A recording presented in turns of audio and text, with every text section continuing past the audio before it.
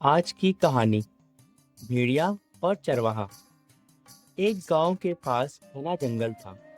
जंगल की गहराई में एक भेड़िया रहता था। बहुत चालाक, बहुत धैर्यवान।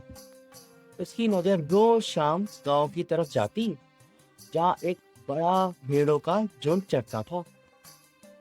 उस झुंड की देखभाल करता था रामू, एक चरवाहा। रामू हर भेड़ को उसके रंग से, उसकी आवाज से पहचानता था।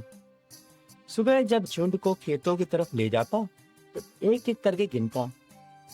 शाम को जब वापस बाड़ी में लाता तो फिर गिनता। एक भी भेड़ इधर उधर नहीं हो सकती थी रामू की नजर से। एक दिन साथी चरवाहे सोहन ने उसे छेड़ा। रामू, तुम रोज इतनी बार गिनती करते हो, इतना सतर्क रहने की क्या जरूरत? रामू मुस्कुराया। सोहन, थोड़ी सी सतर्कता ही तो झुंड को सुरक्षित रखती है। भेड़िया कई रातों से इसी ताक में था कि कैसे झुंड के पास पहुंचे बिना पकड़े। लेकिन रामू इतना चौकस था कि पास फटकना ही मुश्किल था। फिर एक दिन जंगल के किनारे झाड़ियों में भेड़िए को एक पुरानी भेड़ की खाल मिली। ऊन कतरने के मौसम में शायद वहीं छूट गई थी। भेड़िए की आंखें चमक उठी। अगर मैं ये ओढ़ लूं तो मैं भी भेड़ जैसा दिखूंगा, फिर कौन मुझे पहचानेगा। उसने झट से वो खाल पहन ली और शाम ढलते ही जब झुंड चरते चरते बाड़े की तरफ लौट रहा था, धीरे से पीछे पीछे इसमें शामिल हो गया। पहली शाम किसी ने ध्यान नहीं दिया। दूसरी शाम फिर कोई शक नहीं हुआ। तीसरी शाम भेड़िया पूरी तरह बेफिक्र था। झुंड के बीचों बीच सीना तान के चलता, मन ही मन हंसता। हा हा हा, देखा कितना आसान था। लेकिन चौथी शाम कुछ और होने वाला था।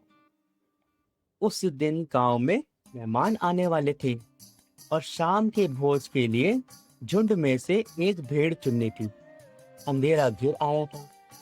रामू लालटेन लेकर बाड़े में गया और अपना हाथ बढ़ाया उसी भेड़ की तरफ जो उसे सबसे अनजानी लगी। जैसे ही उसने लालटेन पास लाई, उसे कुछ खटका। इस भेड़ की आंखें वाकई सबसे अलग थी, पीली, चमकती हुई, अंधेरे में चलती हुई। रामू का हाथ वहीं थम गया। उसने धीरे से हाथ को खींचा और नीचे से निकल आया भेड़िए का असली चेहरा। भेड़िया, भेड़िया, हमारे बीच में है भेड़िया।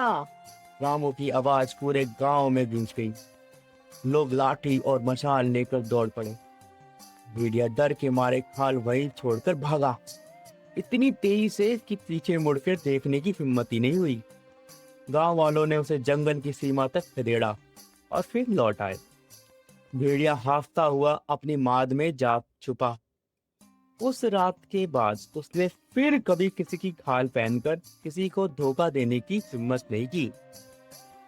सीख: जो दूसरों को धोखा देने की कोशिश करता है, वे अक्सर खुद ही अपने जाल में फंस जाता है। कहानी अच्छी लगी हो तो लाइक, शेयर, कमेंट और बेल आइकन दबाना ना भूलें।